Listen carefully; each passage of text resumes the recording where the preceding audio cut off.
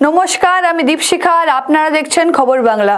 দেশের সংবিধানের সার্বভৌমত্ব গণতন্ত্র রক্ষার দাবিতে ৭৫তম প্রজাতন্ত্র দিবসের দিনে মথুরাপুর শোভানগর থেকে কৃষ্ণচন্দ্রপুর পর্যন্ত একটি র্যালি করেন সিপিএম এর নেতৃত্বেরা।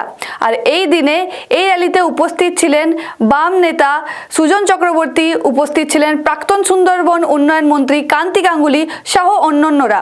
দেখে নেব রিপোর্ট।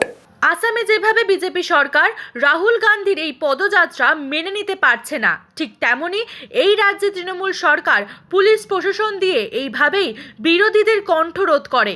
দেশের সংবিধানের সার্বভৌমত্ব ও গণতন্ত্র রক্ষার দাবিতে দেশের ৭৫তম প্রজাতন্ত্র দিবসের দিনে মথুরাপুর শোভানগর থেকে কৃষ্ণচন্দ্রপুর পর্যন্ত একটি র্যালি করেন সিপিএম নেতৃত্বরা। আর এই দিনে এই র্যালিতে উপস্থিত ছিল বাম নেতা সুজন চক্রবর্তী, উপস্থিত ছিলেন প্রাক্তন সুন্দরবন উন্নয়ন মন্ত্রী কান্তি গাঙ্গুলি সহ অন্যান্যরা। মূলত এই দিনের এই মিছিল সম্পর্কে সুজন চক্রবর্তী জানান, গণতন্ত্র রক্ষার দাবিতে তাদের এই মিছিল। পাশাপাশি শিলিগুড়িতে রাহুল গান্ধীর সভার পারমিশন দেওয়া হচ্ছে না, এই বিষয় নিয়ে তিনি জানান বিজেপি সরকার মোটেও ভালোভাবে কংগ্রেসের এই পদযাত্রা মেনে নিতে পারছে না। আসামে যেরকম বিজেপি সরকার বিরোধিতা করে, ঠিক তেমনি পশ্চিমবঙ্গে এই রাজ্যের তৃণমূল সরকার পুলিশ প্রশাসন দিয়ে এইভাবেই বিরোধীদের কণ্ঠরোধ করার চেষ্টা করে। পাশাপাশি মিঠুন চক্রবর্তীর পদ্মশ্রী সম্মান নিয়ে কুণাল ঘোষের কটাক্ষের পরিপ্রেক্ষিতে তিনি জানায় কুণাল ঘোষের কোনো মতেই এর বিরোধিতা করা উচিত নয়, কারণ কুণাল ঘোষ এই মিঠুন চক্রবর্তীর তৃণমূল কংগ্রেসে থাকাকালীন এক ফোনে এক লাফে কর্মসূচি করেছিলেন। পাশাপাশি রাজ্যের একাধিক বিষয় নিয়ে কটাক্ষ করেন তিনি।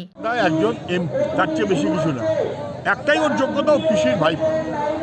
প্রশাসনিক বৈঠক মুখ্যমন্ত্রী করেন, সরকার করে। সাংসদ আবার কবে থেকে প্রশাসনিক বৈঠকের মাতব্বর হলো? ডিএমএসপি তাদের কি মাথাটাতে গেছে? মুখে কালো কাপড় লাগাক যে আমি ডিএম কিংবা আমি এসপি, আমি সরকারের কাজ করি না, আমি এমপির পিছন পিছন, যেহেতু তিনি মুখ্যমন্ত্রী ভাইপো, তার পিছন পিছন গিয়ে আমি এমপির ভাষণ শোনার জন্য বসে আছি। এরা ডিএম এসপি থাকার যোগ্য নয়। খবর বাংলার এই পর্ব এখনকার মতন এই পর্যন্তই। পরবর্তী খবরের জন্য চোখ রাখুন খবর বাংলা স্ক্রিনে। খবর বাংলা, খবরের খবরদারি।